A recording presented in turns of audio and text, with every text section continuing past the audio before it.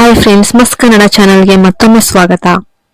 ನಮ್ಮ ಚಾನೆಲ್ನಲ್ಲಿ ನಾವು ವಾರಾಹ ದೇವಿಯ ಬಗ್ಗೆ ಕಲಿತಾ ಇದ್ದೇವೆ ಮತ್ತು ಅನೇಕ ಪೂಜೆಗಳು ಮತ್ತು ಪರಿಹಾರಗಳನ್ನ ಮಾಡ್ತಾ ಇದ್ದೇವೆ. ಅಲ್ಲದೆ ಇಂದಿನ ವಿಡಿಯೋದಲ್ಲಿ ನಾವು ನಿಜವಾಗಿಯೂ ಶಕ್ತಿಶಾಲಿ ಸ್ವಿಚ್ ಪದದ ಬಗ್ಗೆ ಕಲಿತಾ ಇದ್ದೇವೆ.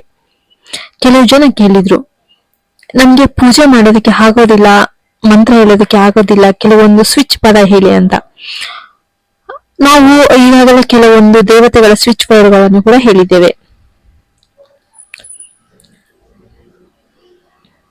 ಅನೇಕ ಜನರು ಕೂಡ ಅವುಗಳನ್ನ ಬಳಸಿದ್ರೆ ಮತ್ತು ಪ್ರಯೋಜನ ಪಡೆದಿದ್ರೆ. ಅಲ್ಲದೆ ನಾವು ಇಂದು ನೋಡಲಿರುವ ವಿಡಿಯೋ ಏನೆಂದ್ರೆ, ನಾವು ನಿಜವಾಗಿಯೂ ನಮ್ಮ ವಿಶ್ವವನ್ನ 5 ಲಕ್ಷ ಕೇಳಿದ್ರೆ 10 ಲಕ್ಷ ನೀಡಬಹುದಾದಂತಹ ಸ್ವಿಚ್ ವರ್ಡ್.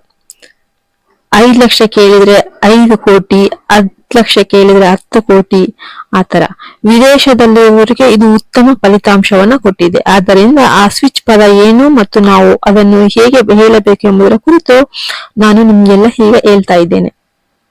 2 ಸ್ವಿಚ್ ಪದಗಳಿವೆ. ಎರಡನ್ನೂ ಯಾವಾಗ ಹೇಳಬೇಕೆಂದು ಸಂಪೂರ್ಣ ಕಾರ್ಯವಿಧಾನವನ್ನು ನಾನು ನಿಮಗೆ ಹೇಳ್ತಾ ಇದ್ದೇನೆ. ಇದನ್ನು ತಿಳಿದ ಮಾತ್ರ ನೀವು ಬಯಸಿದ ಸಮಯವನ್ನ, ಹಣವನ್ನ ಪಡೆಯಲು ಸಾಧ್ಯವಾಗುತ್ತೆ. ಸ್ನೇಹಿತರೆ, ವಿಡಿಯೋಕ್ಕೆ ಹೋಗುವ ಮೊದಲು ವಿಡಿಯೋವನ್ನು ಸಂಪೂರ್ಣವಾಗಿ ನೋಡಿ ಮತ್ತು ನಮ್ಮ ಚಾನೆಲ್ಗೆ ನೀವು ಹೊಸವರಾಗಿದ್ದರೆ ದಯವಿಟ್ಟು ಈಗಲೇ ಸಬ್ಸ್ಕ್ರೈಬ್ ಮಾಡಿ ಮತ್ತು ಇಷ್ಟವಾದರೆ ಒಂದು ಲೈಕ್ ಮಾಡಿ ಮತ್ತು ನಿಮ್ಮ ಸ್ನೇಹಿತರಿಗೆ ಶೇರ್ ಮಾಡಿ. ನಮ್ಮ ಚಾನೆಲ್ ನನ್ನ ಬೆಂಬಲಿಸಿ, ಇದರಿಂದ ನಮಗೆ ತುಂಬಾ ಪ್ರೋತ್ಸಾಹ ಸಿಕ್ಕಂತೆ ಆಗುತ್ತೆ. ಈ ಸ್ವಿಚ್ ಪದ ಅಂದ್ರೆ ಏನು ಮತ್ತು ಆ ಸ್ವಿಚ್ ಪದಗಳು ಹಣದ ದೃಷ್ಟಿಯಿಂದ ನಿಜವಾಗಿಯೂ ಉಪಯುಕ್ತ ಆಗಿರ್ತವೆ ಎಂಬುದರ ಬಗ್ಗೆಯೂ ಅನೇಕ ಜನರಿಗೆ ಅನುಮಾನಗಳಿವೆ ಮತ್ತು ನಾವು ವಿಡಿಯೋಕ್ಕೆ ಹೋಗುವ ಮೊದಲು ಅದನ್ನು ಸ್ಪಷ್ಟವಾಗಿ ಅರ್ಥ ಮಾಡಿಕೊಳ್ಬೇಕು. ಆದ್ರೆ ಅದರಲ್ಲಿ ನಂಬಿಕೆ ಇರುವವರು ಮಾತ್ರ ಅದನ್ನು ಮಾಡಬೇಕು. ಏಕೆಂದ್ರೆ ಈ ವಿಶ್ವವು ಅದನ್ನು ನಂಬುವವರಿಗೆ ಮಾತ್ರ ಅದು ಬೇಗನೆ ಸಂಪರ್ಕವನ್ನ ಕೊಡುತ್ತೆ. ಆಗ ನಾವು ಆ ವಿಶ್ವಕ್ಕೆ ನಮ್ಮ ಕೃತಜ್ಞತೆಯನ್ನ ವ್ಯಕ್ತಪಡಿಸುತ್ತೇವೆ. ಆದ್ದರಿಂದ ನಾವು ಈಗ ಹೇಳಲಿರುವ ಈ ಸ್ವಿಚ್ ಪದವು ನಿಜವಾಗಿಯೂ ಇಟಾಲಿಯನ್ ಸ್ವಿಚ್ ಪದವಾಗಿದೆ. ಇದು ತುಂಬಾ ಶಕ್ತಿಶಾಲಿ ಸ್ವಿಚ್ ವರ್ಡ್. ಇದು ವಿದೇಶದಲ್ಲಿರುವ ನಮಗೆ ತಿಳಿದಿರುವ ಜನರು ನಮಗೆ ಹೇಳಿದ ವಿಷಯ. ಅವರು ಭಾರತದಲ್ಲಿದ್ದಾರೆ ಮತ್ತು ನಂತರ ನಾವು ವಿದೇಶಕ್ಕೆ ಹೋದೆವು. ಅವರು ನಮಗೆ ತಿಳಿದಿರುವ ಸ್ನೇಹಿತರು. ನಾವು ಅಕ್ಕ ನಮ್ಗೆ ಪೂಜೆ ಮಾಡಲು ಸಮಯವಿಲ್ಲ, ಅದಕ್ಕೋಸ್ಕರ ಏನಾದ್ರೂ ಸ್ವಿಚ್ ವರ್ಡ್ ಇದ್ರೆ ಹೇಳ್ಕೊಡಿ ಅಂತ ಕೇಳ್ತಾ ಇರ್ತಾರೆ. ಮತ್ತು ಅವರು ಆತ್ಮವಿಶ್ವಾಸದಿಂದ ಬಹಳಷ್ಟು ಸ್ವಿಚ್ ವರ್ಡ್ಗಳನ್ನು ಕೂಡ ಬಳಸ್ತಾರೆ. ನನ್ಗೆ ತುಂಬಾ ತಮಾಷೆ ಅನಿಸಿತು.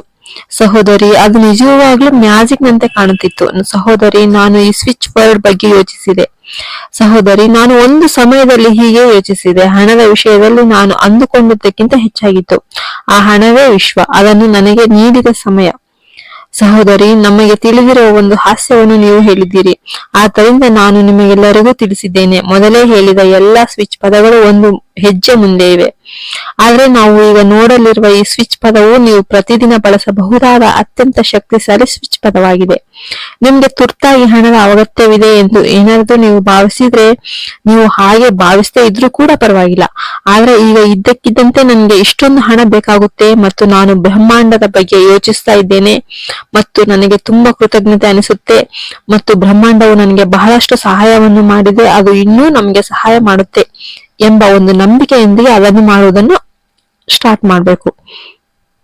ನಾವು ಹಾಗೆ ಸಂಪರ್ಕಿಸಲು ಸಾಧ್ಯವಾದ್ರೆ ನಾವು ನಿಜವಾಗಿಯೂ ನಿರೀಕ್ಷಿಸಿದ ಮೊತ್ತವನ್ನ ಪಡೆಯುತ್ತೇವೆ. ನಮಗೆ ಎಷ್ಟು ಹಣ ಬೇಕು ಎಂದು ನಾವು ನಿಜವಾಗಿಯೂ ತಿಳ್ಕೊಳ್ಬೇಕು. ನಾವು 5 ಲಕ್ಷ ಕೇಳುತ್ತೇವೆ ಎಂದು ಹೇಳೋಣ. 5 ಲಕ್ಷ ಕೇಳಿದರೆ 5 ಕೋಟಿ ನೀಡುವ ಒಂದು ಶಕ್ತಿ ಆ ಸ್ವಿಚ್ ವರ್ಡ್ ಅಲ್ಲಿ ಇದೆ. ಈ ವಿಶ್ವಕ್ಕೆ ತುಂಬಾನೇ ಶಕ್ತಿ ಇದೆ. ಈ ಸ್ವಿಚ್ ಪದಗಳು ಅದನ್ನ ಹೊಂದಿವೆ ಎಂದು ನಾವು ಹೇಳುವಾಗ ನಾವು ತುಂಬಾ ದುರಾಸೆಯಿಂದ ಮತ್ತು ಹೆಚ್ಚಿನದನ್ನು ಕೇಳಿದರೆ ಅದು ಎಂದಿಗೂ ಸಂಭವಿಸುವುದಿಲ್ಲ. ನಾವು ಅದನ್ನು ನಂಬಿಕೆಯಿಂದ ಮಾಡಬೇಕು. ಪ್ರಾಮಾಣಿಕವಾಗಿ ಹೇಳಬೇಕೆಂದರೆ ನಮಗೆ ಎಷ್ಟು ಮೊತ್ತ ಬೇಕು ಎಂದು ನೀವು ಭಾವಿಸುತ್ತೀರಿ? ಫ್ರೆಂಡ್ಸ್, ನನ್ಗೆ ತುರ್ತಾಗಿ 10,000 ರೂಪಾಯಿ ಬೇಕು, 1 ಲಕ್ಷ ರೂಪಾಯಿ ತುರ್ತಾಗಿ ಬೇಕು ಮತ್ತು ಅದನ್ನು ನಂಬಿಕೆಯಿಂದ ಮಾಡಬೇಕು. ವಿಶ್ವವು ನಿಮಗೆ 2 ಲಕ್ಷ ಅಥವಾ 3 ಲಕ್ಷಗಳನ್ನು ನೀಡುವ ಶಕ್ತಿಯನ್ನು ಹೊಂದಿದೆ. ಈ ಸ್ವಿಚ್ ಪದಗಳು ಸಹ ಅದನ್ನು ಹೊಂದಿವೆ. ಆದ್ದರಿಂದ ನಾವು ವಿಶ್ವವನ್ನು ಕೇಳಿದರೆ ನಮ್ಮ ಪರಿಸ್ಥಿತಿ ಮತ್ತು ಏನು ಮತ್ತು ನಾವು ಈ ವಿಷಯಕ್ಕೆ ಅಷ್ಟು ಅರ್ಹರ ಇಲ್ವಾ ಅಂತ ಕೇಳಿದ್ರೆ ಖಂಡಿತವಾಗಿಯೂ ನಮಗೆ ಒಂದು ಸಹಾಯ ಮಾಡುವ ಒಂದು ಸ್ವಿಚ್ ವರ್ಡ್ ಇದೆ.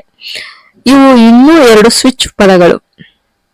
ನೀವು ತುರ್ತಾಗಿ ಹಣವನ್ನು ಪಡೆಯಲು ಬಯಸಿದಾಗಲೆಲ್ಲ ಇವುಗಳನ್ನು ನೀವು ಬಳಸಬಹುದು. ಸ್ವಿಚ್ ಪದದ ಬಗ್ಗೆ ಯೋಚಿಸಿ.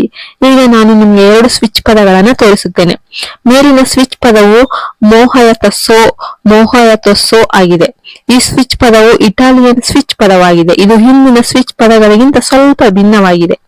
ಅನೇಕ ಜನರು ಇದನ್ನು ಬಳಸಿದ್ದಾರೆ ಮತ್ತು ಉತ್ತಮ ಪ್ರಯೋಜನಗಳನ್ನು ಕೂಡ ಕಂಡಿದ್ದಾರೆ. ನಾನು ಅದನ್ನು ಮಾಡಿದರಿಂದ ನನಗೆ ಉತ್ತಮ ಫಲಿತಾಂಶವನ್ನು ಸಿಕ್ಕಿವೆ ಎಂದು ಬಹಳ ಜನ ಹೇಳುತ್ತಾರೆ.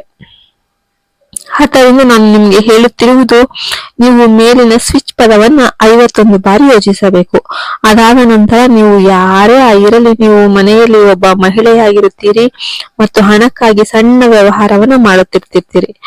ಆಗ ಆ ವ್ಯವಹಾರವು ನನಗೆ ಅಭಿವೃದ್ಧಿ ಹೊಂದಬೇಕು ಅಂದ್ರೆ ನಾನು ಕುಟುಂಬ ಧ್ಯೇಯವನ್ನು ಹೊಂದಿದ್ದೇನೆ. ಹೊಲಿಗೆ ಯಂತ್ರವನ್ನ ಸ್ವಲ್ಪ ಅಭಿವೃದ್ಧಿಪಡಿಸಿದ್ರೆ ಸ್ವಲ್ಪ ಹೆಚ್ಚು ಹಣ ಗಳಿಸುವ ಸಲುವಾಗಿ ಸೀರೆಗಳನ್ನ ಮಾರಾಟ ಮಾಡುವ ಅನೇಕ ಜನರಿದ್ದಾರೆ. 2ನೇ ಸೆಕೆಂಡ್ ಕೆಳಗೆ ಉಲ್ಲೇಖಿಸಲಾದ ಸ್ವಿಚ್ ಪದ ಎಂದು ಭಾವಿಸುವ ಎಲ್ಲರಿಗೂ ಮತ್ತು ಮೊದಲನೆಯದು ನಮಗೆ ಅನಿರೀಕ್ಷಿತವಾಗಿ ಅಂದರೆ ಇದ್ದಕ್ಕಿದ್ದಂತೆ ಹಣದ ಅಗತ್ಯವಿದೆ ಎಂದು ಹೇಳುವವರಿಗೆ ಮೊದಲು ಉಲ್ಲೇಖಿಸಲಾದ ಈ ಸ್ವಿಚ್ ಪದವನ್ನು ಪರಿಗಣಿಸಿ. ಅಂದರೆ ಅದನ್ನು 51 ಬಾರಿ ಬದಲಾಯಿಸುವಂತೆ ಯೋಚಿಸಿ. ಮತ್ತು ತರಕಾರಿಗಳನ್ನು ಮಾರಾಟ ಮಾಡುವಂತಹ ಸಣ್ಣ ವ್ಯವಹಾರಗಳನ್ನ ಮಾಡುವವರು ಇದ್ದಾರೆ. ನಿಮ್ಗೆ ಸಮಯ ಸಿಕ್ಕಾಗ ನೀವು ಮಾರ್ಕೆಟಿಂಗ್ ಮಾಡ್ತೀರಿ, ನೀವು ಮಾರ್ಕೆಟಿಂಗ್ ನಲ್ಲಿ ಇರ್ತೀರಿ, ಅಂದ್ರೆ ನೀವು ವ್ಯಾಪಾರ ಮಾಡ್ತಿರ್ತೀರಿ. ಅದು ನಿಮ್ಗೆ ಚೆನ್ನಾಗಿ ಬರಬೇಕು ಎಂದು ಭಾವಿಸ್ತೀರಿ. ಈ ಸ್ವಿಚ್ ವರ್ಡ್ ಮೆರಿಯೋಸಾ ಎಂದು ಭಾವಿಸುತ್ತಾರೆ. ಇದು ನಿಜವಾಗಿಯೂ ಶಕ್ತಿಯುತವಾದ ಒಂದು ಸ್ವಿಚ್ ಪದ. ನಿಮ್ಗೆ ಹಣದ ಅವಶ್ಯಕತೆ ಇದೆ ಎಂದು ನೀವು ಭಾವಿಸಿದರೆ ಮೆರಿಯೋಸಾ ಈ ಸ್ವಿಚ್ ಪದವನ್ನ 51 ಬಾರಿ ಅಥವಾ ಎಲಡಕ ಎಂದು ಬರೆಯಬಹುದು. ನೀವು 2 ಸ್ವಿಚ್ ಪದಗಳನ್ನು ಒಂದೇ ಸಮಯದಲ್ಲಿ ಬರೆಯಬಹುದು. ಅಂದರೆ ಇದು 51 ಬಾರಿಗಿಂತ ಮೊದಲನೆಯದು ಮತ್ತು ಎರಡನೆಯದು 51 ಬಾರಿ. ನೀವು ಬರೆದರೂ ಒಳ್ಳೆಯ ಒಂದು ಫಲಿತಾಂಶ ಸಿಗುತ್ತೆ. ಅನಿರೀಕ್ಷಿತವಾಗಿ ನಿಮಗೆ 20,000 ಬೇಕು ಎಂದು ಕೇಳಿದರೆ 40,000 ಸಿಗಬಹುದು. ನೀವು 2 ಕೇಳಿದರೆ 4 ಸಿಗಬಹುದು, 5 ಕೇಳಿದರೆ 10 ಸಿಗಬಹುದು. ಅದೇ ರೀತಿ ಈ ಸ್ವಿಚ್ ಪದಗಳು ಶಕ್ತಿ ಇಲ್ಲದಿದ್ರೆ ನೀವು ಇನ್ನೂ ಆತ್ಮವಿಶ್ವಾಸದಿಂದ ಸಂಪರ್ಕ ಸಾಧಿಸಿಲ್ಲ ಅಂತ ಅರ್ಥ. ಅದನ್ನು ಮೊದಲು ಪ್ರಯತ್ನಿಸಿ, ನಿರಾಳವಾಗಿರಿ. ಇದರಿಂದ ಸಂಭವಿಸುತ್ತದೆ. ನಂಬಿಕೆಯನ್ನು ಇಟ್ಟುಕೊಳ್ಳಬೇಕು. ಯಾರಾದರೂ ಯಾವುದೇ ಸ್ಥಿತಿಯಲ್ಲಿದ್ದರೂ ಪರವಾಗಿಲ್ಲ, ನೀವು ಮಾಂಸಾಹಾರ ಖಾದ್ಯವನ್ನು ತಿಂದು ನಿಮಗೆ ಮುಟ್ಟಾಗಿದೆ ಎಂದು ಭಾವಿಸಿದ್ರೂ ಕೂಡ ಪರವಾಗಿಲ್ಲ. ಇನ್ನು ಹಾಸ್ಟೆಲ್ನಲ್ಲಿರುವ ಮಕ್ಕಳಿಗೂ ಇದು ತುಂಬಾ ಉಪಯುಕ್ತ ಆಗುತ್ತೆ. ನಿಮ್ಗೆ ಯಾವಾಗ ವಿರಾಮ ಸಿಗುತ್ತೆ, ನೀವು ಕಾಲೇಜಿನಲ್ಲಿ ನಿಮ್ಮ ಅಧ್ಯಯನವನ್ನು ಮುಗಿಸಿದ ನಂತರ ಅಂತಹ ಸಮಯದಲ್ಲಿ ನೀವು ಕೇವಲ 5 ನಿಮಿಷಗಳ ಕಾಲ ಅಲ್ಲ, ಬೆಳಿಗ್ಗೆ 5 ನಿಮಿಷಗಳ ಸಿಕ್ಕಾಗಲೆಲ್ಲ ಯೋಚಿಸ್ತಿದ್ರೆ ಅದು ನಮ್ಗೆ ಒಂದು ಮಂತ್ರದಂತೆ ಆಗುತ್ತೆ. ಅದು ನಿಜವಾಗಿಯೂ ತುಂಬಾ ಚೆನ್ನಾಗಿ ಕೆಲಸ ಮಾಡುತ್ತೆ. ಒಮ್ಮೆ ಪ್ರಯತ್ನಿಸಿ ನೋಡಿ, ನಿಮ್ಗೆ ತಿಳಿಯುತ್ತೆ. ಮತ್ತು ಇದು ನಮ್ಮ ಇಂದಿನ ವಿಡಿಯೋ ಆಗಿತ್ತು. ಈ ವಿಡಿಯೋ ನಿಮ್ಗೆಲ್ಲರಿಗೂ ತುಂಬಾ ಉಪಯುಕ್ತವಾಗಿದೆ ಎಂದು ನಾನು ಭಾವಿಸ್ತಾ ಇದ್ದೀನಿ.